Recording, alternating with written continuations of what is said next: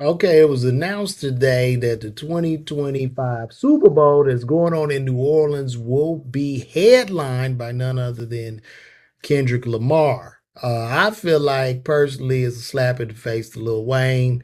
It's a slap in the face to all the New Orleans artists that have blown that scene up as far as hip hop is concerned.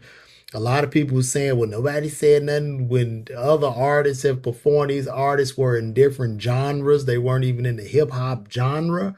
But I will say this, the person involved with this and the person that's over this decision has been reported that it's Jay-Z that's over this decision to put Kendrick Lamar in place. Now, previously, Jay-Z ended up paying Lil Wayne's taxes and looking out for Lil Wayne, I guess, when Lil Wayne was beefing with Baby over money issues or what have you.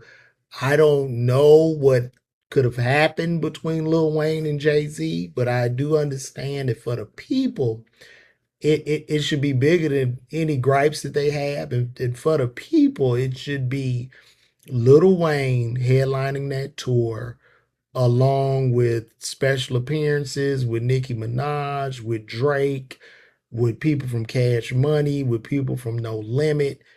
I believe all of that. And I just think it's rather petty to have Kendrick Lamar headline the Super Bowl of 2025 in New Orleans at this point. I went to Xavier University of Louisiana in New Orleans. I was happy and fortunate to go there. And I started that journey in 1995 when I had actual feet on the ground, when I saw the movement of hip hop in that city, like at its, I'm not going to say it was at its birth, but it was literally rising up. And this was during the time, Big and Pac Dad in like 96, 97. But like they were cooking. When I went to Xavier, I lived in Carrollton Park Apartments, two apartments down from me. There were some guys, they went to Xavier too. They were twins and they were Cain and Abel. They were on the No Limit label. Also, I remember Master P's auntie living in the Carrollton Park Apartments, him moving her out. I remember Master P being on the yard passing out flyers. I remember this independent movement that they had. These guys were moguls. And as well as in 96, which is so ironic, I met Jay Z when he visited the university. However, I believe that this is wrong. I believe it's petty. And I would hope and pray that Jay Z would do better than this. A lot of people were saying it could be possibly that Wayne isn't headlining because he's a Trump supporter. Wayne isn't headlining because he has had other issues where they didn't know if he was going to show up. But I'm just going to say for the people and for the culture, give him the opportunity to fail.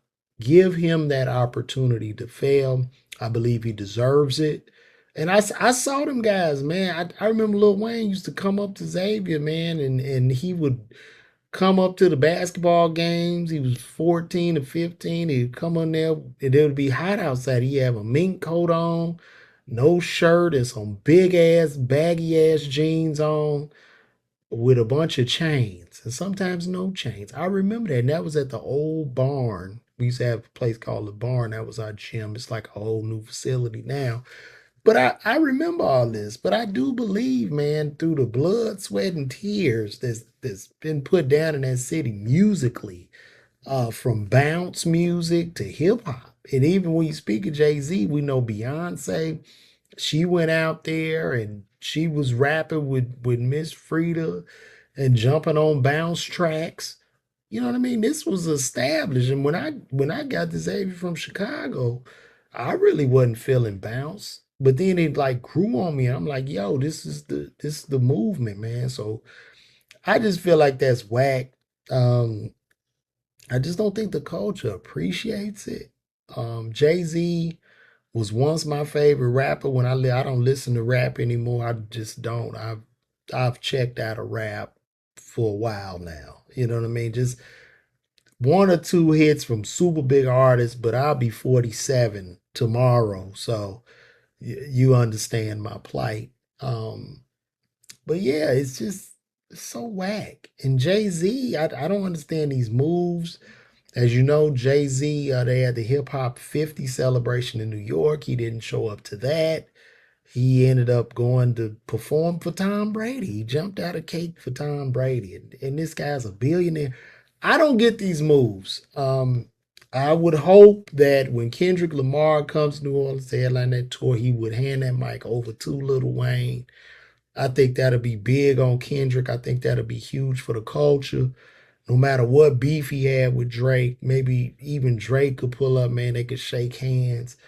And we just move along into the future, man. But that's my take on it, man. I would love to see Wayne headline that joint, man. But yeah, tell Jay-Z and everybody to call me.